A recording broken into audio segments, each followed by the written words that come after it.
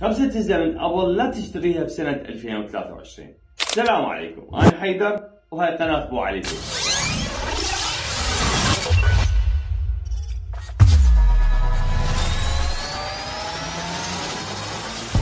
وهاي السنة ما أنصحك تشتري هاي الأجهزة من أبل، ال7 وال7 بلس وال8 وال8 بلس والإكس، لأن هاي الأجهزة راح يتوقف دعم التحديثات عليها، وهالشيء هذا يعني إنه هاي الأجهزة صارت غير صالحة للاستخدام بنظر الشركة، لأن تقريبا صار لها 5 سنوات بالسوق، فأكيد ضعف أدائها. فمثلا إذا نسولف على بطارية هاي الأجهزة، فنسخة ال7 سعة بطاريتها 1960 ملي أمبير، وال7 بلس 2900 ملي أمبير، وما أعتقد هاي السعة تناسب استخدامنا اليوم للتطبيقات بالوقت الحالي، وأيضا شحن الجهاز راح يكون بطيء جدا، فتقريبا الأداء بالنسبة لهاي الأجهزة راح يكون سيء مستقبلا.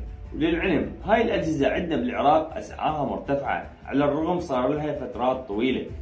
فمثلا الايفون اكس سعره حاليا $300، يعادل تقريبا 450 ألف دينار عراقي.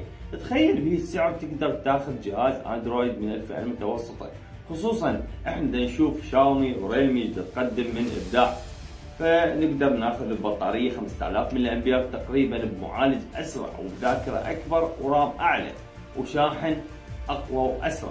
راح تقول لي كاميرات بالايفون اقوى، وانا هنا راح اقول لك اي صح، لكن الجهاز مو بس كاميرا، وش تسوي بجهاز بدون تحديثات مستقبلا؟